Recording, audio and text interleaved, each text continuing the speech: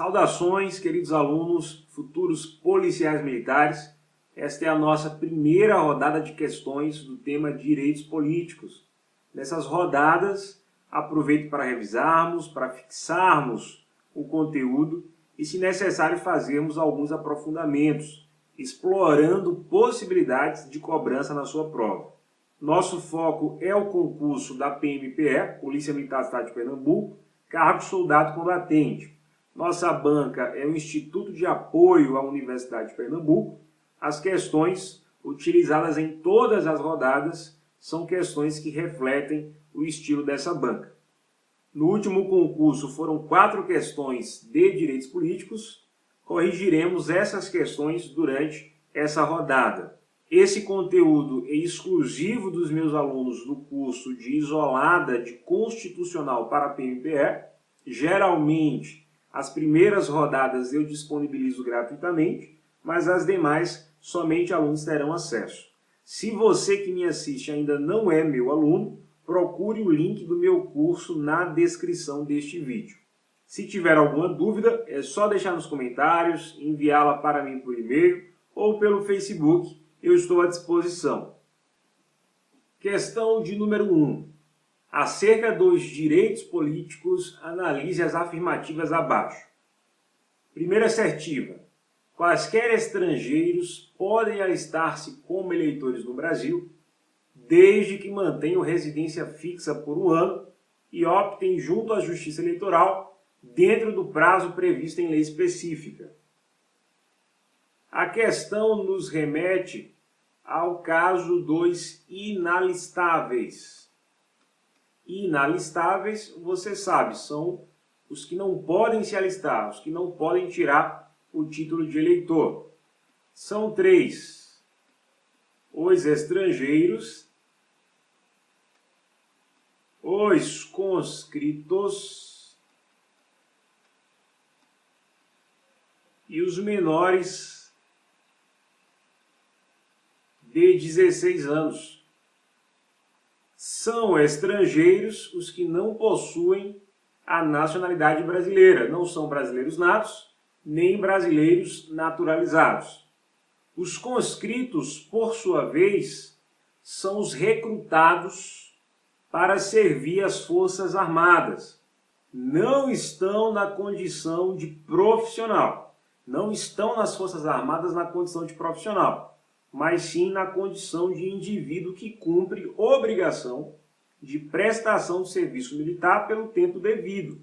Durante esse período, não podem se alistar como eleitores, não podem votar e, por consequência, não podem se candidatar a nenhum cargo eletivo, não são elegíveis. Lembro a você o caso do inciso 8º do artigo 5º. Ninguém será privado de direitos por motivo de crença religiosa ou de convicção filosófica ou política, salvo se as invocar para eximir-se de obrigação legal a todos imposta e recusar-se a cumprir prestação alternativa fixada em lei. Ou seja, se o indivíduo se recusar a cumprir a obrigação do serviço militar, que é um caso de obrigação legal imposta a todos, alegando que seu sistema de crenças é incompatível, o Estado estabelecerá uma prestação alternativa. Ao cumprir esta prestação alternativa, o indivíduo também será considerado um conscrito. O filme Até o Último Homem ilustra muito bem a hipótese alcançada pelo inciso 8º.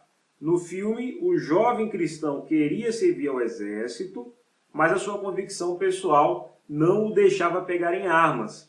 A ele, então, foi estabelecida uma prestação alternativa, que foi o exercício de atividade médica, serviu ao país como médico. O TSE, o Tribunal Superior Eleitoral, já se manifestou no sentido de que incluem-se no conceito de conscritos os médicos, os veterinários, os dentistas, os farmacêuticos, desde que estejam no serviço militar. Também se enquadram no conceito de conscritos os matriculados em órgãos de formação de reservas. Esses órgãos de formação de reserva são instituições de ensino no âmbito das Forças Armadas. Exemplo é o CPOR, o Centro de Preparação de Oficiais da Reserva. Também são inalistáveis os menores de 16 anos.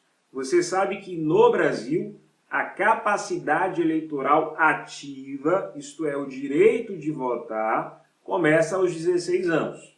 Logo, os menores de 16 não são alistáveis, são, portanto, inalistáveis, não podem tirar o título de eleitor. A primeira assertiva está errada ao afirmar que quaisquer estrangeiros podem alistar-se como eleitores no Brasil. Como vimos, os estrangeiros são inalistáveis. Segunda assertiva, os conscritos durante o período do serviço militar não podem alistar-se como eleitores. Exatamente. Conforme comentamos, os conscritos são inalistáveis. A segunda assertiva está correta, a primeira está errada.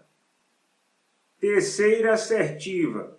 Dentre as condições de elegibilidade para o cargo de senador, a Constituição de 88 exige a idade mínima de 35 anos. Vamos aproveitar o enunciado para revisarmos a idade mínima como condição de elegibilidade. Artigo 14, parágrafo 3º, inciso 6º da Constituição. 35 anos para presidente da República, vice-presidente da República e senador. 30 anos para governador, governador de estado, governador do Distrito Federal e vice-governador.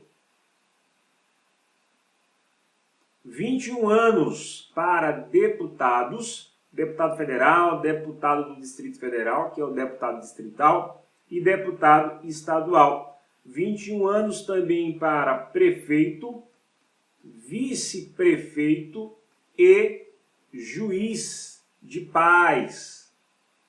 Não confundir o juiz de paz com o juiz de direito.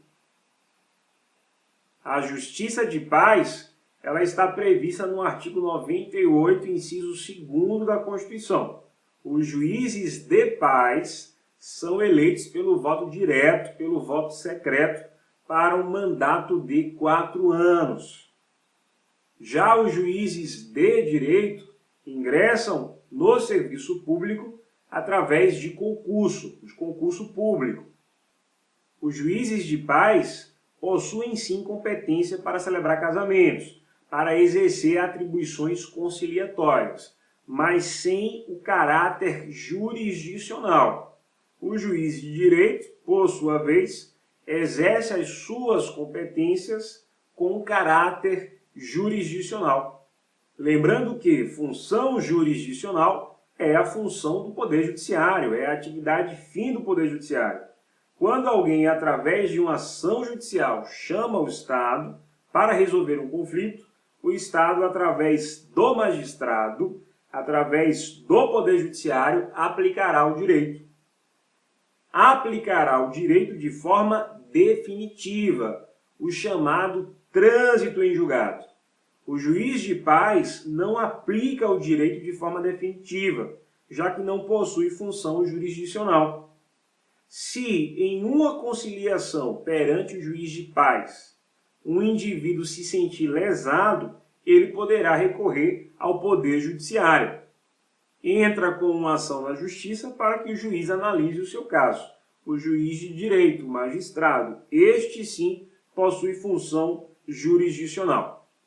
Por fim, idade mínima de 18 anos para o cargo de vereador. A comprovação de idade mínima se dá na posse, exceto o cargo de vereador, cuja comprovação deve se dar por ocasião do registro da candidatura. Voltemos à terceira assertiva. Leamos novamente. Dentre as condições de elegibilidade para o cargo de senador, a Constituição de 88 exige a idade mínima de 35 anos. Correta a assertiva. Vejamos a assertiva quarta. O mandato eletivo poderá ser impugnado ante a Justiça Eleitoral no prazo de 15 dias, contados da diplomação, instruída a ação com provas de abuso do poder econômico, corrupção ou fraude. No material de acompanhamento do curso teórico, eu pus um resumo sobre a ação de impugnação de mandato eletivo. Você tem que lembrar que ela é um instrumento de combate ao abuso de poder econômico, como, por exemplo, a compra de votos. O objetivo é impedir que o candidato eleito, mediante fraude ou corrupção, cumpra o mandato político. É uma ação de natureza eleitoral, tramita na Justiça Eleitoral. Eu até chamei a atenção dos alunos para o fato de que a banca pode colocar Justiça Federal. Estará errada a afirmativa. É Justiça Eleitoral. A ação de impugnação de mandato eletivo tramita na Justiça Eleitoral e não na Justiça Federal. Uma vez que o mandato ele se consolida com a diplomação, somente a partir da diplomação é que essa ação poderá ser impetrada. A partir da data da diplomação, não é a partir da posse. A diplomação antecede a posse. Somente a partir da diplomação é que a ação de impugnação de mandato eletivo pode ser impetrada. A partir da data da diplomação, são contados 15 dias. Dentro desses 15 dias, tem-se o prazo para a impetração da ação de impugnação do mandato eletivo.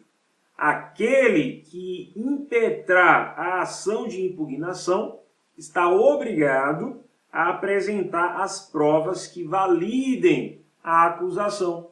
Se o autor dessa ação estiver agindo de má fé, visando, por exemplo, o sensacionalismo político, estará sujeito às sanções legais. Às vezes, o indivíduo tem o objetivo de prejudicar a reputação do candidato eleito. Comprovada essa hipótese, o autor da ação estará sujeito às sanções legais.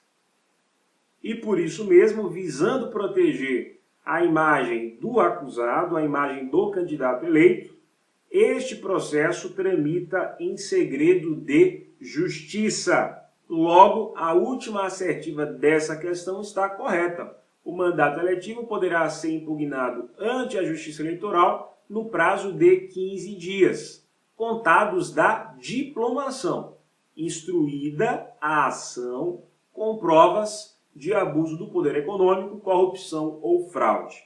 Estão corretas somente as assertivas de número 2, 3 e 4.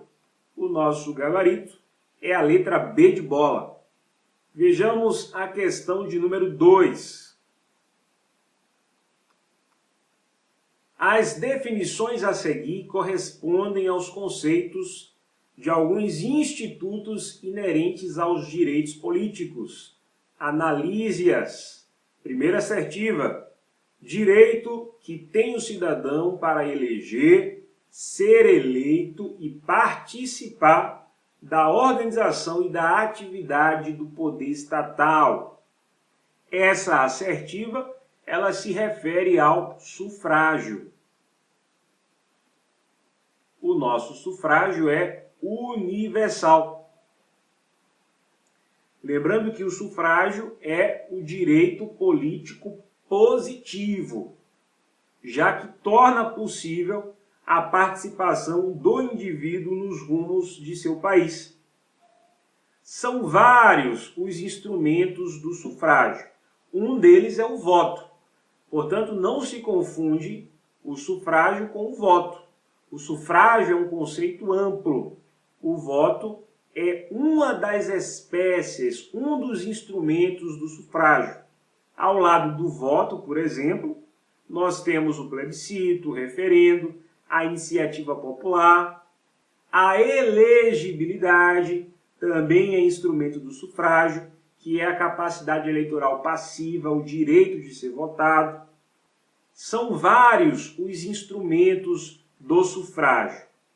O nosso sufrágio é universal, conforme disposto no artigo 14 da Constituição. Ou seja, não são admitidas discriminações. Seja um indivíduo pobre ou rico, desfavorecido ou favorecido, terá o direito de participar da vida política do país. Portanto, a primeira assertiva se refere ao sufrágio, direito que tem o cidadão para eleger, capacidade eleitoral ativa, o direito de votar, ser eleito, capacidade eleitoral passiva, o direito de ser votado e participar da organização e da atividade do poder estatal. Nesse sentido, as alternativas A, C e E estão eliminadas. Vejamos a segunda assertiva. Exercício da democracia direta, forma de consulta ao povo para que delibere sobre matéria de acentuada relevância de natureza constitucional, legislativa ou administrativa. A consulta popular pode se apresentar sob duas formas: através do plebiscito ou do referendo. No plebiscito, a consulta é anterior à edição de ato normativo. Lembrando que esse ato normativo pode ser um projeto de emenda à Constituição, e nesse caso possui natureza constitucional, pode ser um projeto de lei, natureza legislativa, ou mesmo um ato administrativo, editado no âmbito da administração pública. Se a consulta ao povo for anterior à edição desse ato normativo, tem-se o plebiscito. Porém, se a consulta for posterior à edição desse ato normativo, tem-se o referendo. Esta segunda assertiva abrange tanto o plebiscito quanto o referendo.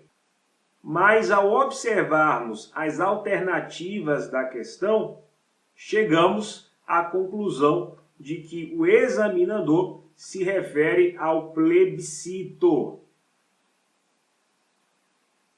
já que este não é o conceito de capacidade eleitoral passiva.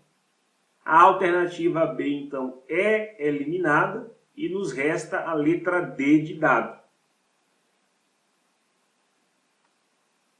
A assertiva 3 vai dizer o seguinte: refere-se à aptidão do cidadão de ser votado, de ser eleito para os cargos representativos da democracia. Este é o conceito de capacidade eleitoral passiva. O direito de ser votado é a capacidade eleitoral passiva. A assertiva 4ª diz: projeto de lei apresentado ao Poder Legislativo por uma parcela da população. É uma referência à iniciativa popular.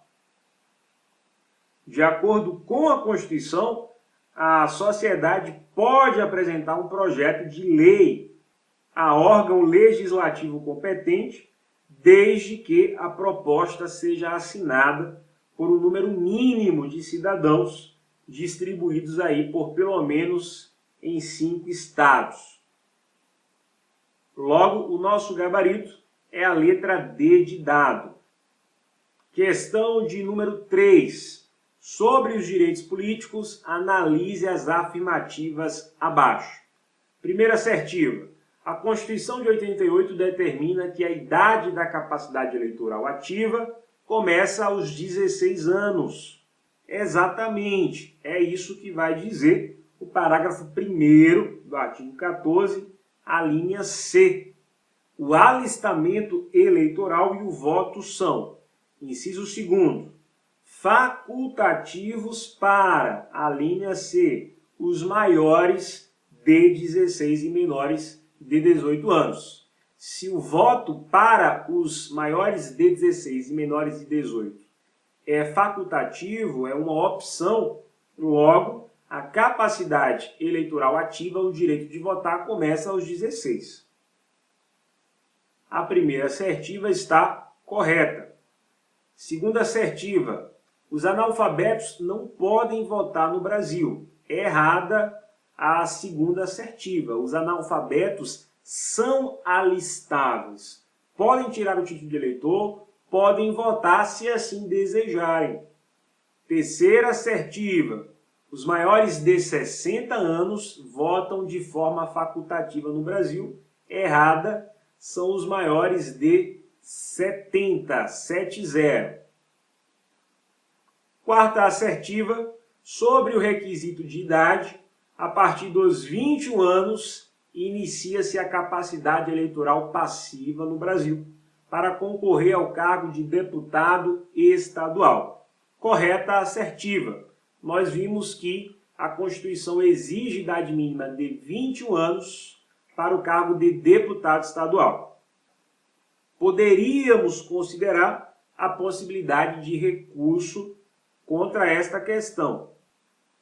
Nada impede que o indivíduo concorra ao cargo de deputado estadual antes de completar os 21 anos, já que a idade mínima de cargo eletivo é exigida na data da posse, conforme jurisprudência. A rigor, o ideal seria que a banca afirmasse que, para exercer o cargo de deputado estadual, é necessária a idade mínima de 21 anos. Na hora da prova, eu marcaria essa afirmação como correta.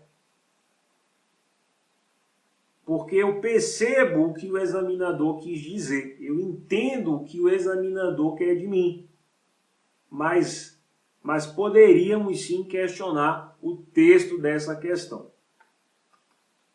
Estão corretas somente as assertivas 1 e 4. Letra C é o gabarito da banca. Questão de número 4. Ainda sobre os direitos políticos, analise as afirmativas a seguir. Primeira afirmativa.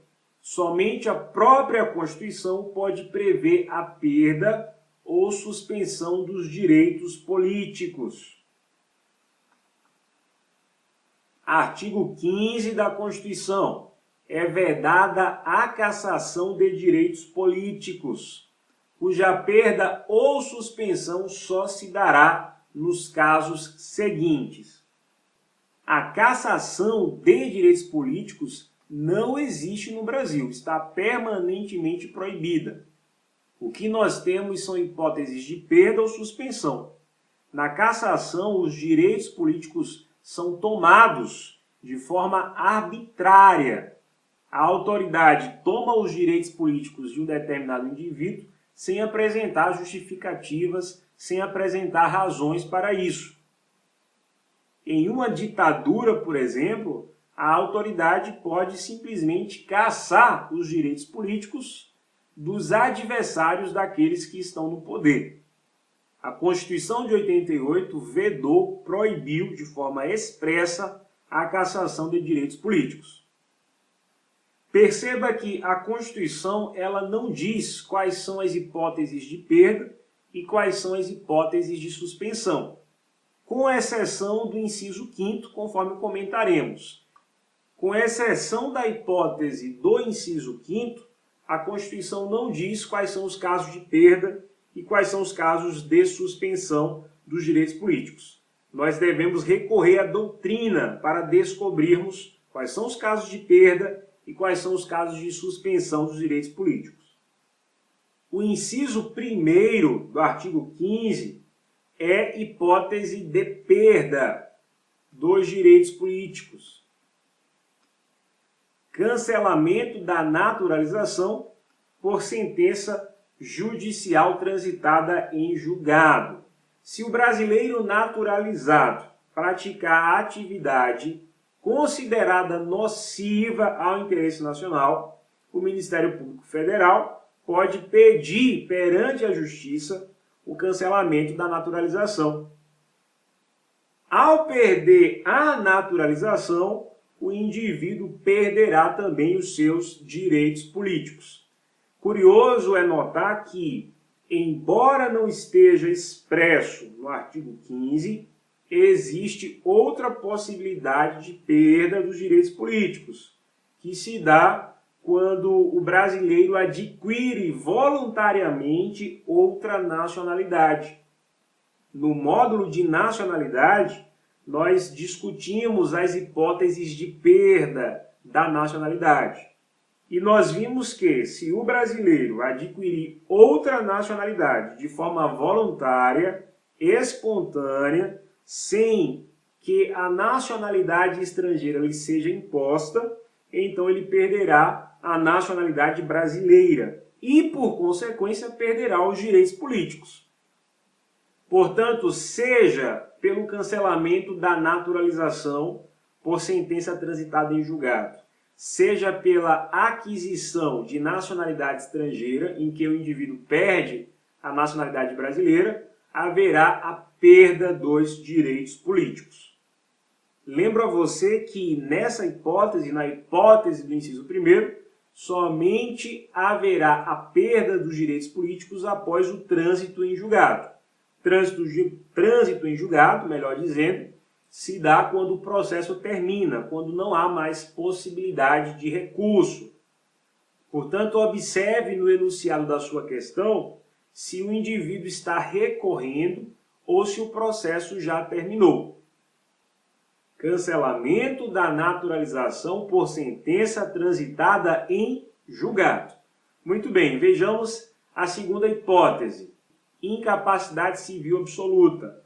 Essa hipótese é a hipótese de suspensão dos direitos políticos. Essa hipótese é interessante. Atualmente, são absolutamente incapazes tão somente os menores de 16 anos, conforme as alterações no Código Civil promovidas aí pelo Estatuto da Pessoa com Deficiência, a Lei 13.146 de 2015. Então pense comigo, uma vez que menores de 16 anos são inalistáveis, então o inciso 2º não faz mais sentido, está vazio. Afinal, não há o que se falar em suspensão daquilo que nunca foi dado, daquilo que nunca foi adquirido, daquilo que nunca foi entregue. Não é verdade? Então veja, se atualmente os menores de 16 anos são os absolutamente incapazes, os únicos que são absolutamente incapazes, e uma vez que estes não podem se alistar, logo não há o que se falar em suspensão de direitos políticos. Não faz sentido falar em suspensão de direitos políticos de quem nunca deteve esses direitos.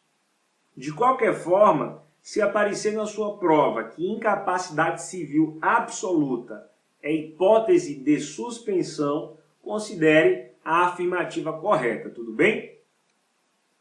Eu chamo ainda a sua atenção para não cair em pegadinha.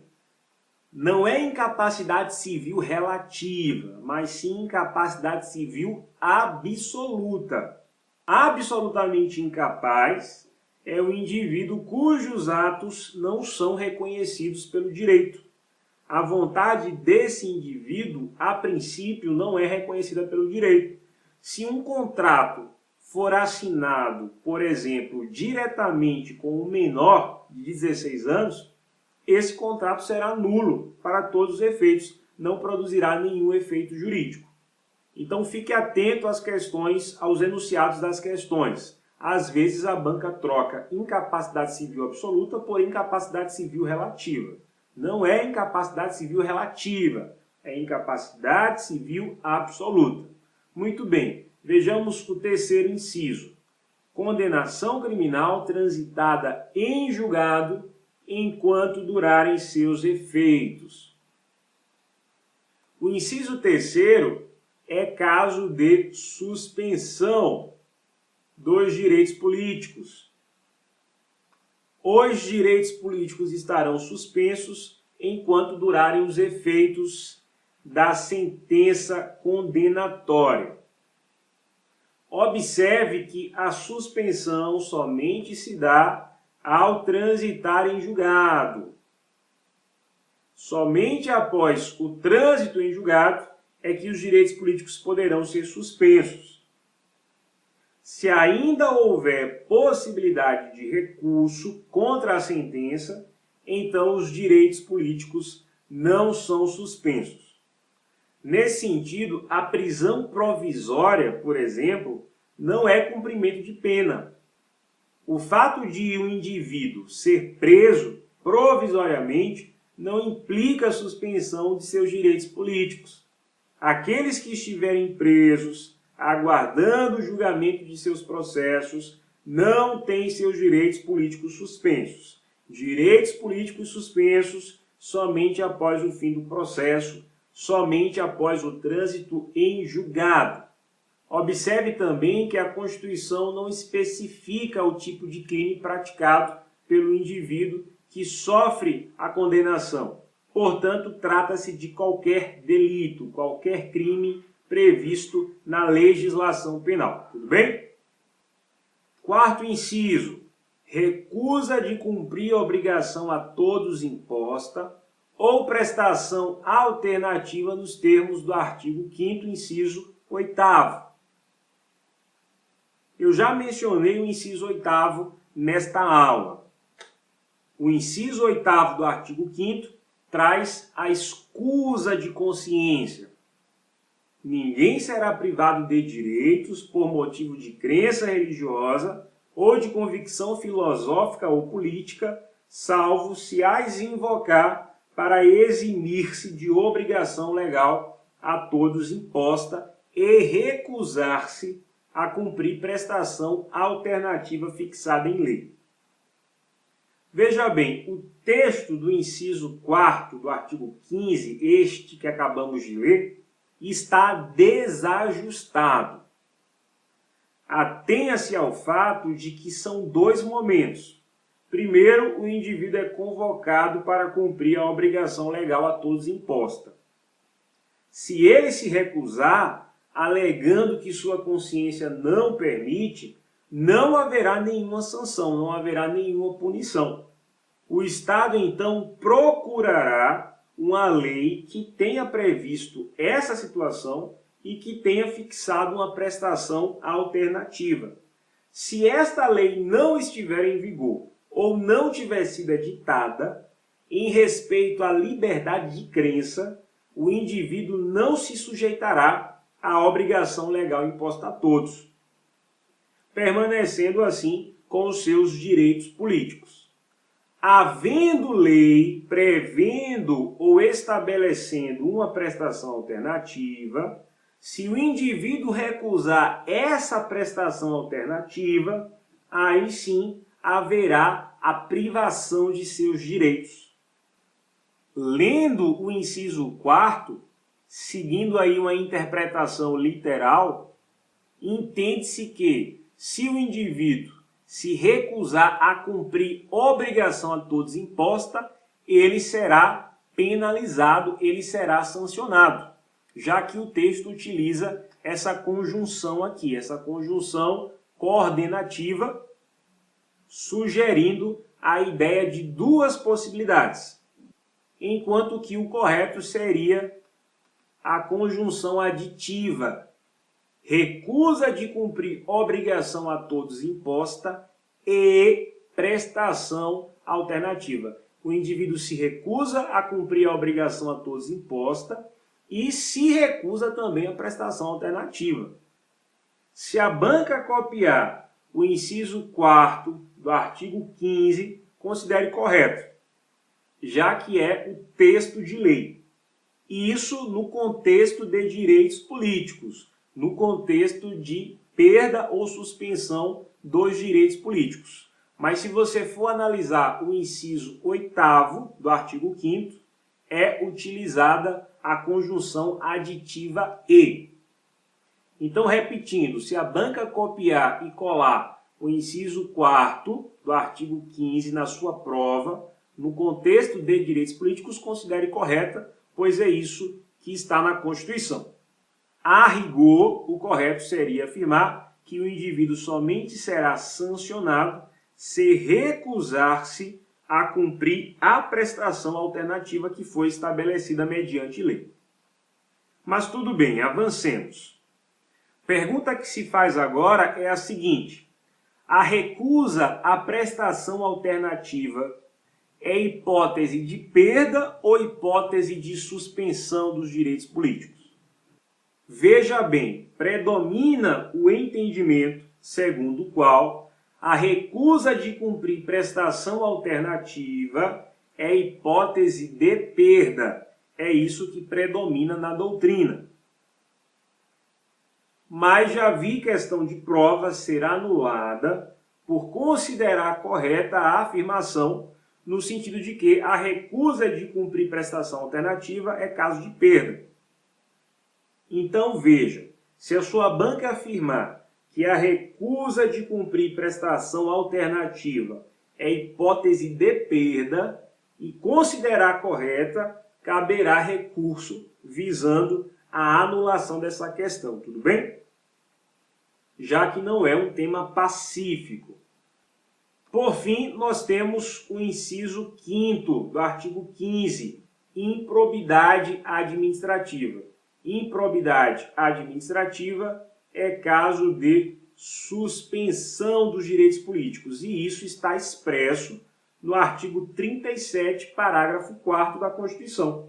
Diz o parágrafo 4º do artigo 37, os atos de improbidade administrativa importarão, dentre outras sanções, a suspensão dos direitos políticos. Improbidade administrativa é estudada no âmbito do direito administrativo. Ocorre nos casos de enriquecimento ilícito, violação aos princípios da administração pública, bem como nos casos de prejuízo ao erário, prejuízo aos cofres públicos. Por fim, registre-se que somente a Constituição pode prever hipóteses de perda ou suspensão. Nenhuma lei, nenhum ato normativo infraconstitucional, lembrando que atos normativos infraconstitucionais são espécies de normas, tipos de leis que se situam abaixo da Constituição. Nenhum ato normativo infraconstitucional pode estabelecer novas hipóteses de perda ou suspensão dos direitos políticos. Somente a Constituição. E foi exatamente isso que foi cobrado na primeira assertiva da questão que estamos comentando.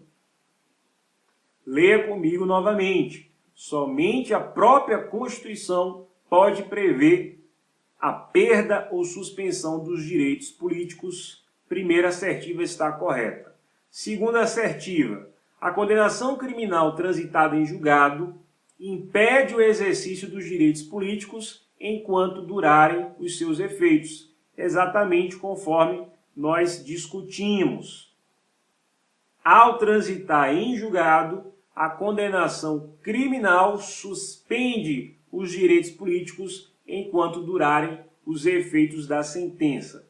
Terceira assertiva, a Constituição de 88 exige que a ação de impugnação de mandato eletivo tramite em segredo de justiça. Já comentamos aqui sobre a ação de impugnação de mandato eletivo. E nós vimos que ela tramita, sim, em segredo de justiça.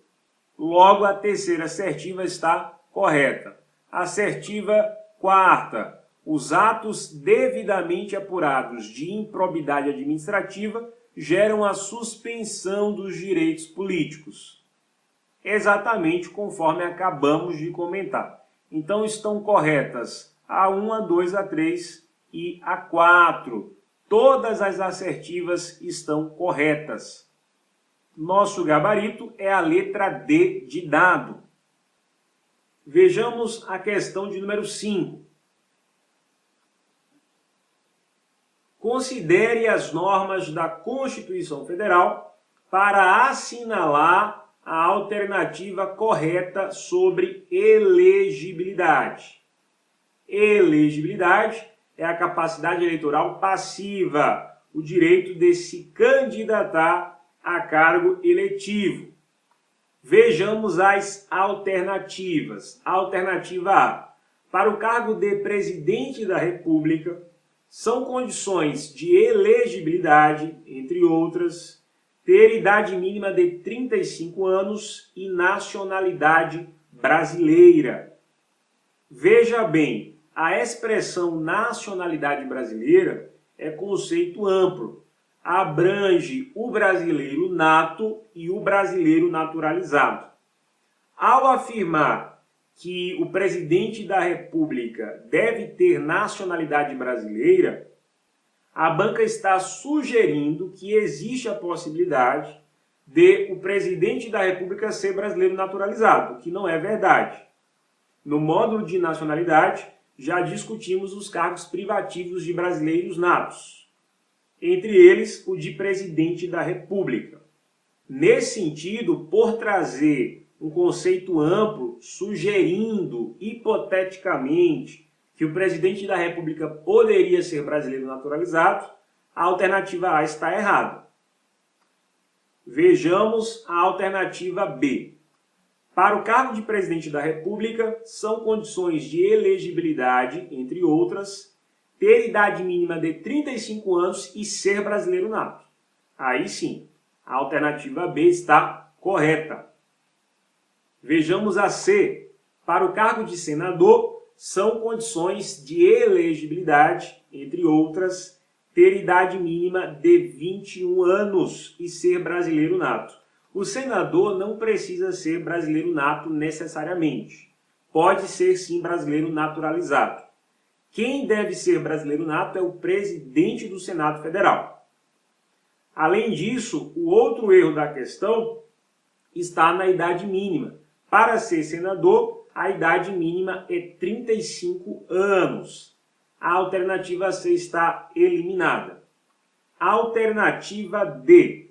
Para o cargo de presidente da Câmara dos Deputados, são condições de elegibilidade, entre outras, ter idade mínima de 30 anos e ter nacionalidade brasileira. O presidente da Câmara dos Deputados deve ser brasileiro nato e a idade mínima para ser deputado federal é de 21 anos. A alternativa D está errada. A alternativa E de escola. Para o cargo de vereador, são condições de elegibilidade, entre outras, ter idade mínima de 21 anos. Não é verdade. Idade mínima de 18 anos.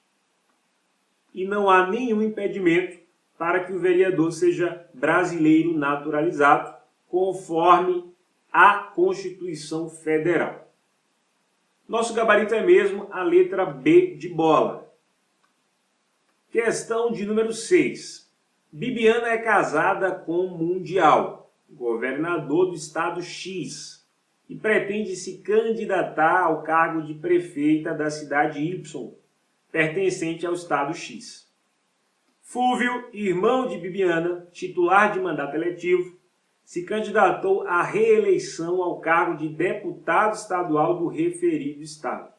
Veja bem, antes de lermos as alternativas e corrigirmos a questão, vamos aproveitar o enunciado para revisarmos a questão da inelegibilidade reflexa, que é o que está sendo cobrado aqui.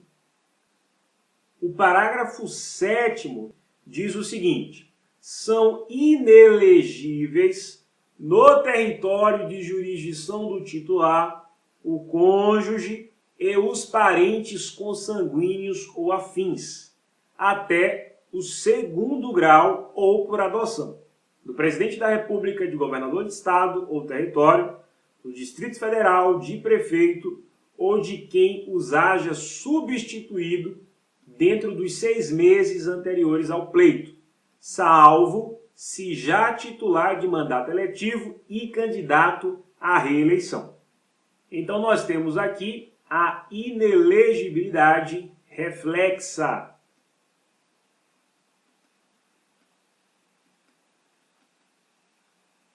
Na inelegibilidade reflexa, existe a proibição de candidaturas de parentes do titular de cargo eletivo do Poder Executivo.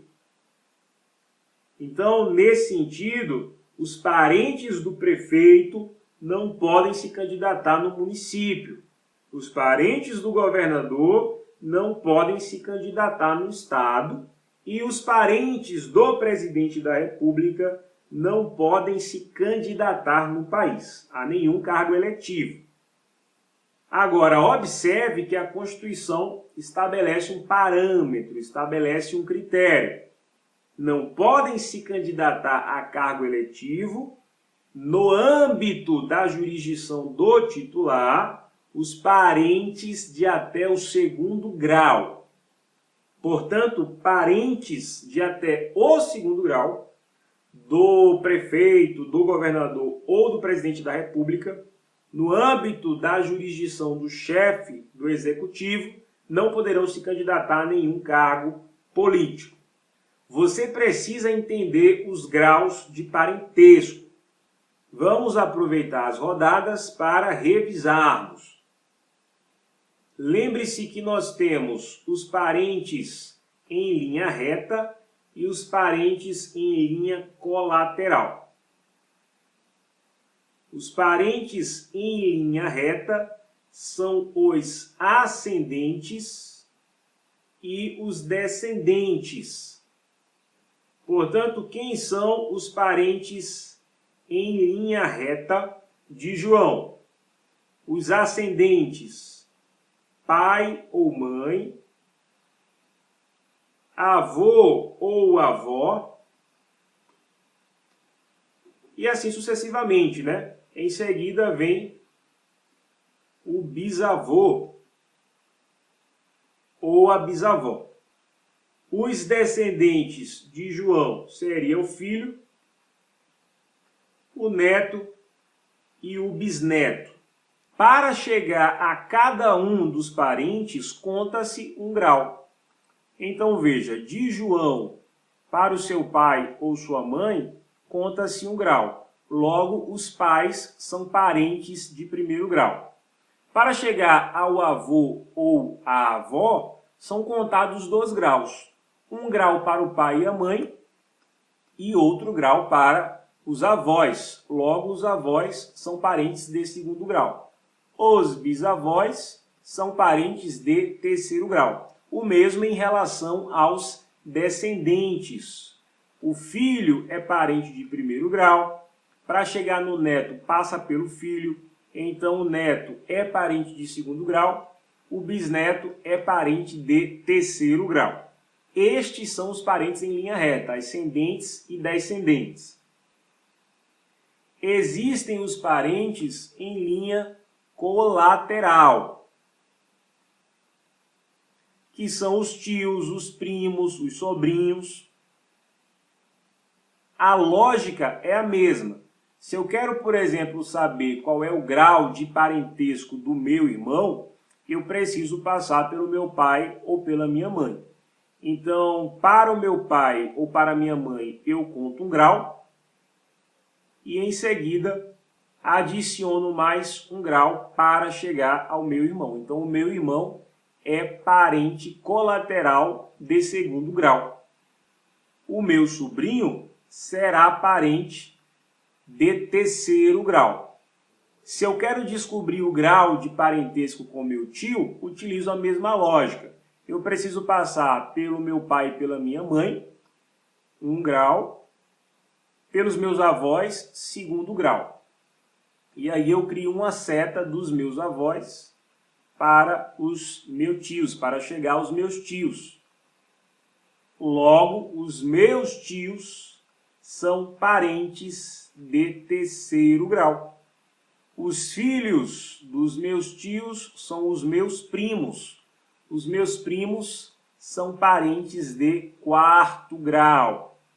Estes são os parentes consanguíneos, parentes de sangue, em linha reta e em linha colateral. Mas existem ainda os parentes afins, os parentes por afinidade, que são os parentes do cônjuge. Se considerarmos que Maria é a esposa de João, a mãe ou o pai de Maria será primeiro grau de João por afinidade.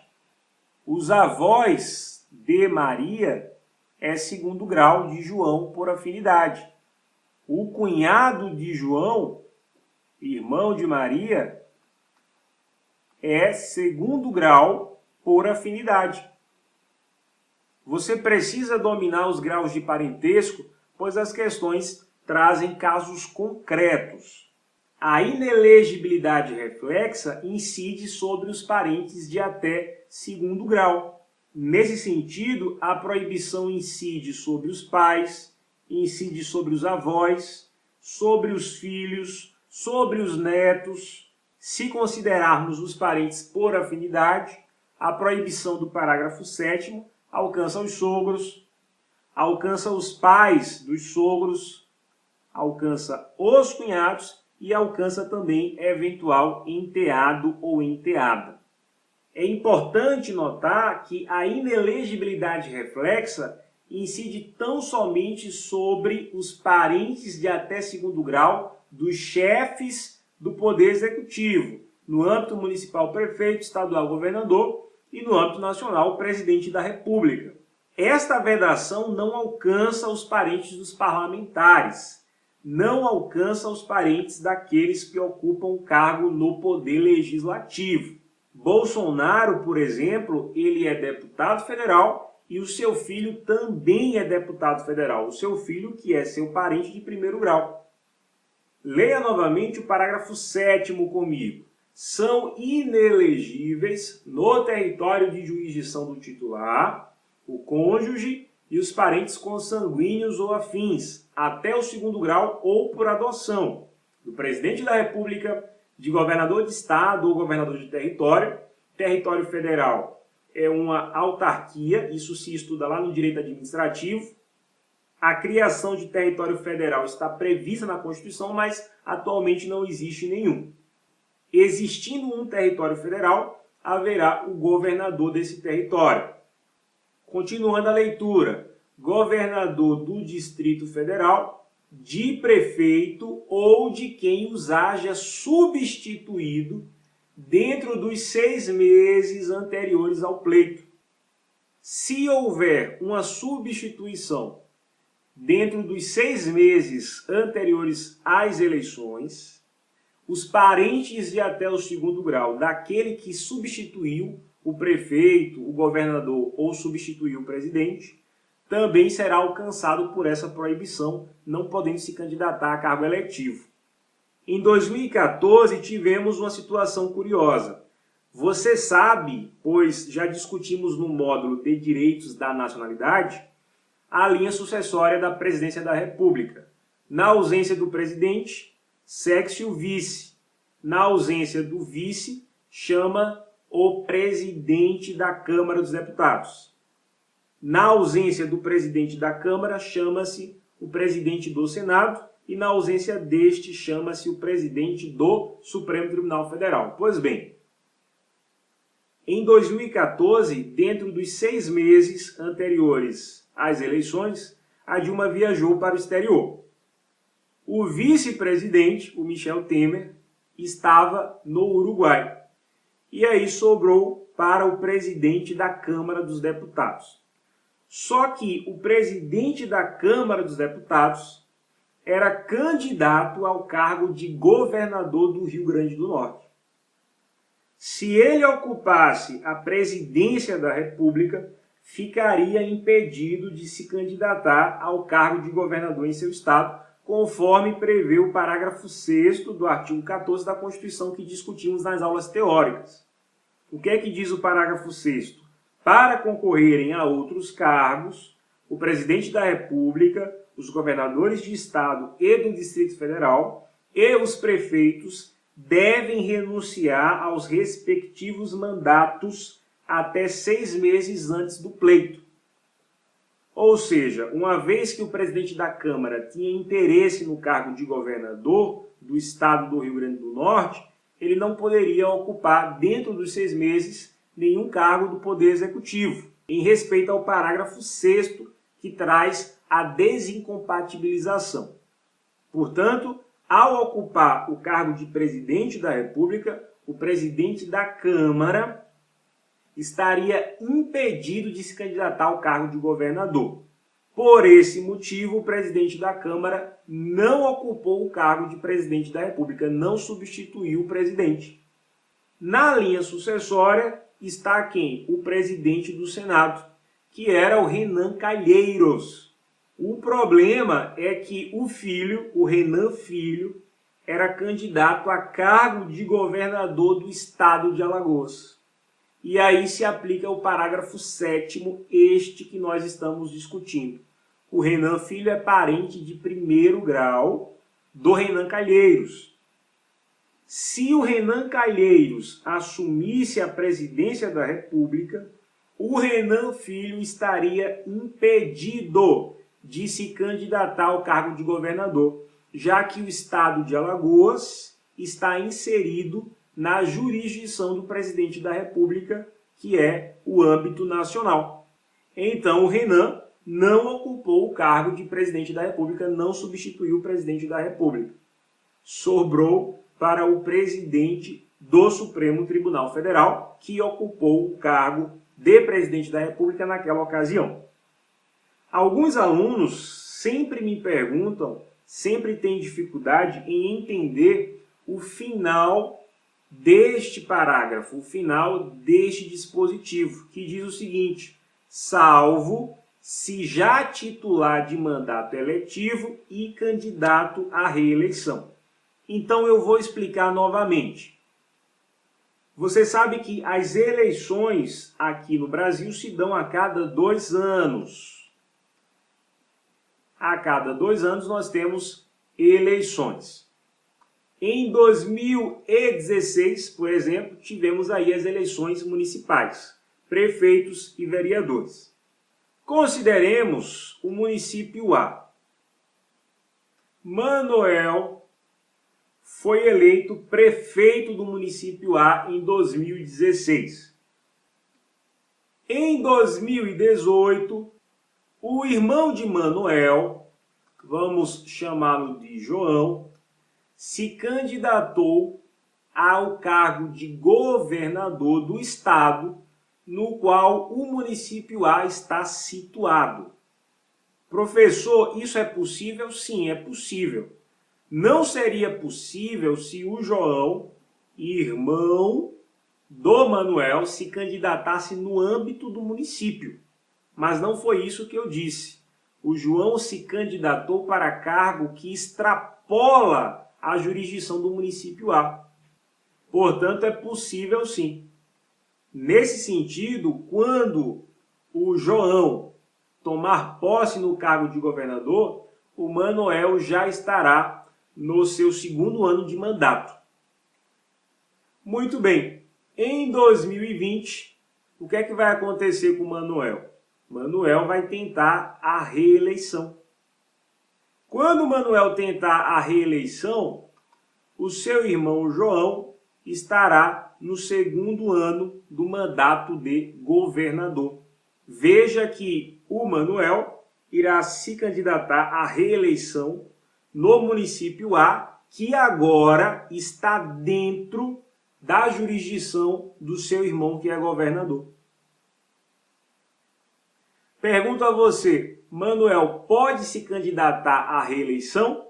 Sim, é isso que diz o final do parágrafo 7º, salvo se já titular de mandato eletivo e candidato à reeleição. Tudo bem? Voltando ao enunciado da questão, vamos resolvê-lo. Bibiana é casada com Mundial. Mundial é governador do estado X e pretende se candidatar ao cargo de prefeita da cidade Y, pertencente ao estado X. Então nós temos o estado X, dentro do estado X nós temos o município Y.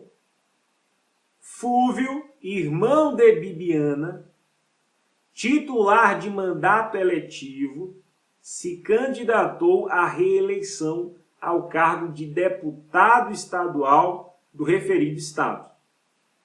De acordo com a Constituição Federal, vejamos as alternativas. Perceba que o Fúvio, irmão de Bibiana, é cunhado do governador do estado. Fúvio é, portanto, parente de segundo grau por afinidade do governador do estado. O governador do estado é o mundial. A questão diz ainda que o Fúvio se candidatou à reeleição ao cargo de deputado estadual do referido estado. Vejamos a alternativa A. Bibiana e Fúvio são elegíveis no território de jurisdição de mundial. Não é verdade. A Bibiana não é elegível, não pode se candidatar a nenhum cargo dentro desse estado no qual o seu marido é o governador. Portanto, a Bibiana é inelegível e só por isso a alternativa A já estaria eliminada. Alternativa B. Bibiana e Fúvio são inelegíveis no território de jurisdição de mundial. Veja bem, o Fúvio não é inelegível. O Fúvio pode sim se candidatar, em que pese o seu cunhado ser o governador daquele estado, uma vez que o enunciado da questão deixa claro que Fúvio está se candidatando à reeleição. E a reeleição está prevista na exceção do parágrafo 7º que já comentamos. Portanto, o Fúvio é elegível sim. O Fúvio pode sim tentar a reeleição. Nesse sentido, a alternativa B está eliminada. Alternativa C. Somente Fúvio é inelegível no território de jurisdição de mundial. A alternativa C está errada. O Fúvio é elegível. A Bibiana é que é inelegível. Quem não pode se candidatar é a Bibiana. Vejamos a alternativa D. Somente Bibiana é inelegível no território de jurisdição de mundial. Exatamente, a alternativa D é o nosso gabarito. A alternativa é: Bibiana e Fúvio são inelegíveis em todo o território nacional.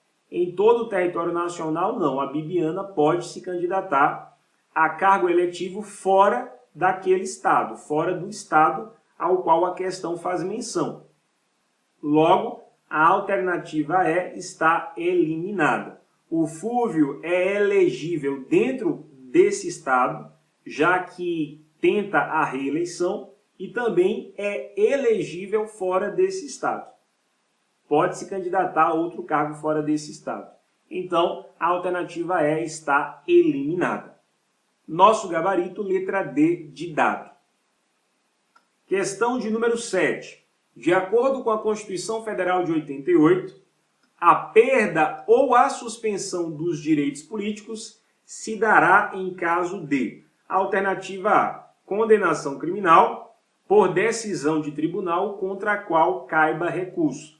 Já vimos que, se cabe recurso, os direitos políticos não são suspensos. Somente haverá suspensão de direitos políticos após o trânsito em julgado de sentença condenatória.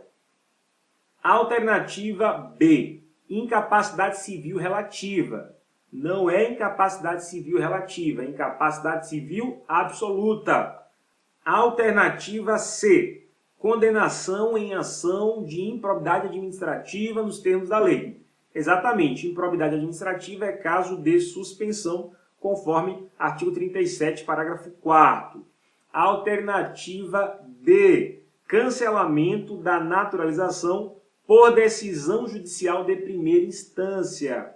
O erro da questão é não mencionar o trânsito em julgado. O erro da alternativa D, cancelamento da naturalização em virtude de atividade nociva ao interesse nacional, mediante sentença judicial transitada em julgado. Se a decisão judicial é de primeira instância, cabe recurso ainda, o processo não chegou ao fim, a alternativa D está eliminada. A alternativa E, condenação criminal por decisão judicial de primeira instância. Os comentários da alternativa D são válidos para a alternativa E. Se é primeira instância, cabe recurso para a segunda instância, logo não houve o trânsito em julgado. Nosso gabarito, questão número 7, letra C de casa. Questão de número 8. O alistamento eleitoral e o voto são obrigatórios para, alternativa A, maiores de 75 anos de idade.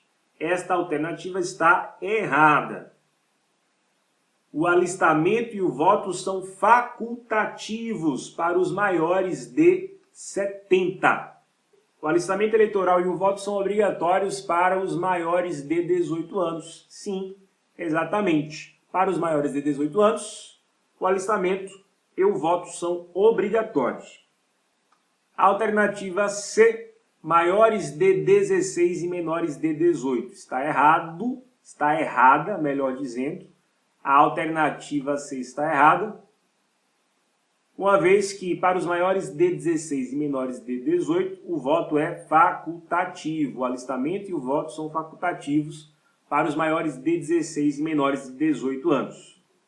A alternativa D também está errada. O alistamento e o voto dos analfabetos são facultativos, não são obrigatórios. E a alternativa E também está eliminada. Para os maiores de 70 anos de idade, o voto é facultativo. Questão de número 8, alternativa B de bola, é o gabarito. Última questão da nossa primeira rodada de direitos políticos. Péricles candidatou-se ao cargo de governador de determinado estado e ganhou as eleições em primeiro turno. No dia seguinte à sua diplomação, descobriu-se que foi eleito mediante corrupção. De acordo com a Constituição Federal, o mandato eletivo de Péricles, alternativa A, poderá ser impugnado ante a Justiça Federal. Errada a alternativa, é ante a Justiça Eleitoral. Alternativa B, não poderá ser impugnado, tendo em vista que já houve a diplomação, mas poderá sofrer as sanções criminais cabíveis. Poderá sofrer sim a impugnação via ação de impugnação de mandato eletivo. Logo, a alternativa B está errada. Vejamos a C. Poderá ser impugnado ante a Justiça Eleitoral no prazo de 30 dias contados da diplomação. Não é 30 dias, é 15 dias. A C está eliminada. A alternativa D. Poderá ser impugnado ante a Justiça Eleitoral apenas no prazo de 20 dias após sua posse. Não é 20 dias, corrigindo, e não é após a posse, é após a diplomação.